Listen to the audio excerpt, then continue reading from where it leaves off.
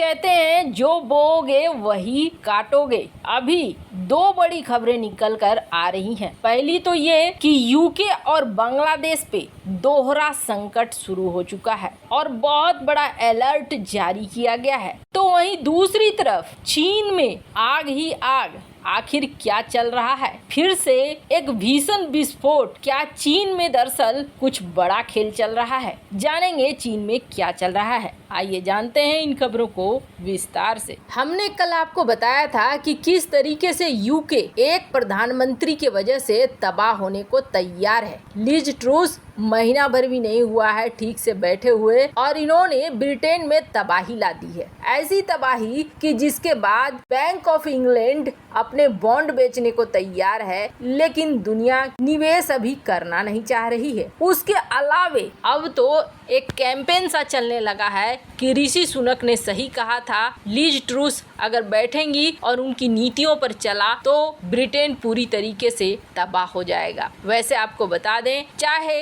कोई भी कारण हो जिस वजह से ऋषि सुनक जो प्रधानमंत्री रेस में काफी आगे चल रहे थे, उन्हें प्रधानमंत्री नहीं बनने दिया गया, पर इन्होंने कोरोना काल में वित्त मंत्री रहते हुए ब्रिटेन के लिए बहुत अच्छे काम किए थे। यही वजह था कि ऋषि सुनक बहुत जल्दी चर्चा में आ गए थे और ये प्रधानमंत्री की रेस में भी उतरे। लेकिन कहते हैं ना, कभी कभी अहंकार, घमंड और न सोचने की क्षमता ऐसे लोगों को बना देती है राजा जो तबाही लेकर आता है। वही हुआ लिज ट्रूस के साथ। लिज ट्रूस ने जैसे सत्ता पर कब्जा किया, वैसे ही अपने वादे को पूरा करने के लिए फंड्स निकालना शुरू कर दिया, एलोकेट करना शुरू कर दिया। स्थिति बहुत बुरी हो गई। जहां ब्रिटेन का खजाना मात्र $80 बिलियन बचा, तो वहीं IMF तक को अलर्ट जारी करना पड़ गया है ब्रिटेन को लेकर कि आप चेत जाइए, वरना आपका हाल बहुत बुरा होगा और एक ऐसा कंडीशन आएगा कि आपको हमारे पास आकर मांगने होंगे कर्जे। पर अब यहाँ सबसे बड़ी हलचल ये मची है कि लोग ऋषि सुनक को लाने के लिए, वापस लाने के लिए यहाँ तक कह रहे हैं कि लिज ट्रूस को अब कर देना चाहिए इस्तीफा और इस्तीफा देकर ऋषि सुनक को वापस से बनाना चाहिए प्रधानमंत्री। खैर,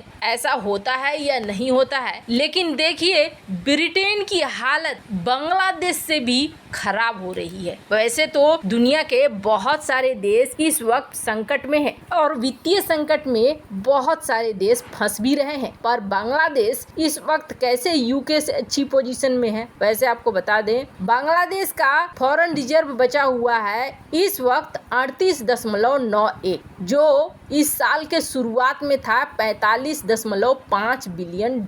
हालांकि बांग्लादेश ने एहतियात के कदम उठा लिए थे और लग्जरी आइटम की खरीद पर बैन लगा दिया। उसके अलावे बांग्लादेश ने पेट्रोल डीजल की कीमतों की भी बढ़ोतरी की ताकि घाटे की भरपाई की जाए, लेकिन फिर भी ये जो फॉरेन रिजर्व है बांग्लादेश का घट रहा है। वैसे सब्जियों और दालों की कीमत में 30 से 50% की वृद्धि हो गई है। व्यापारियों का ये कहना है बांग्लादेश में कि अब उन्हें परिवहन पर भी ज्यादा खर्चा करना पड़ता है, यहाँ तक कि चावल भी महंगा हो गया है। धीरे धीरे विदेशी मुद्रा भंडार में गिरावट और महंगाई बांग्लादेश में एक बड़ी समस्या के रूप में उभर रही है और बांग्लादेश सरकार ने कर्ज पाने के लिए IMF का दरवाजा भी खटखटा दिया। लेकिन IMF की जो ताजा रिपोर्ट है वो कह रही है कि बांग्लादेश की स्थिति बेहतर है। कैसे? मतलब इस मामले में कि बांग्लादेश को कर्जा मिल जाएगा, श्रीलंका या पाकिस्तान की तरह बहुत ज्यादा सोचना नहीं पड़ेगा, क्योंकि बांग्लादेश पर अभी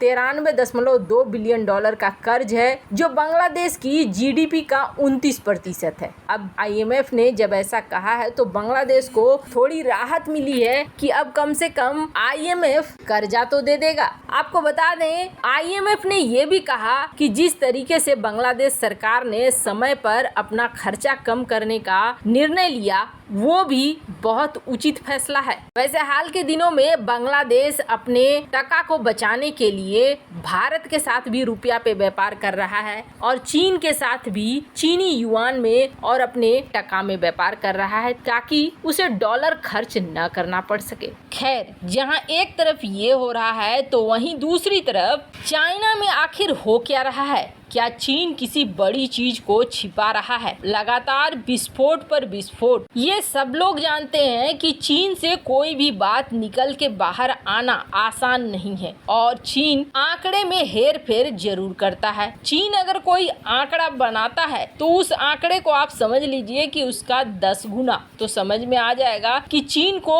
इतनी हानि हुई है या चीन में इतने लोग मारे गए हैं। दुनिया के अन्य जगहों की तरह क्या चीन में भी अंदर खाने उग्रवाद बहुत बढ़ गया है या फिर चीन दुनिया से कुछ छिपा रहा है? ये खबर है 18 जून की, जिसमें क्या होता है, संघाई में एक केमिकल प्लांट होता है और इस केमिकल प्लांट में आग लग जाती है। आग देखकर ही आपको समझ में आ जाएगा कि ये आग कोई छोटी मोटी आग नहीं लगी हुई है, ये आग काफी भयंकर है। मीडिया में ये खबरें तो आ गई और ये आग लगी कब? सुबह 4 बजे। इसमें कहा जाता है कि सुबह हुआ एक बड़ा विस्फोट और इस विस्फोट के बाद यहाँ पर आग लग गई। संघाई के फायर डिपार्टमेंट ने 500 लोगों को भेजा यहाँ पर, तब जाके ये आग बुझाई जा सकी। हालांकि हमेशा की तरह चीन ने कहा कि कोई नहीं मारा गया है, सब कुछ ठीक है, सब कुछ बढ़िया है, लेकिन आग देखकर ऐसा लग तो नहीं रहा है। ऐसा तो नहीं है कि इतना बड़ा केमिकल प्लांट उसमें कोई था ही नहीं उस वक्त। खैर, चीन जो बताएगा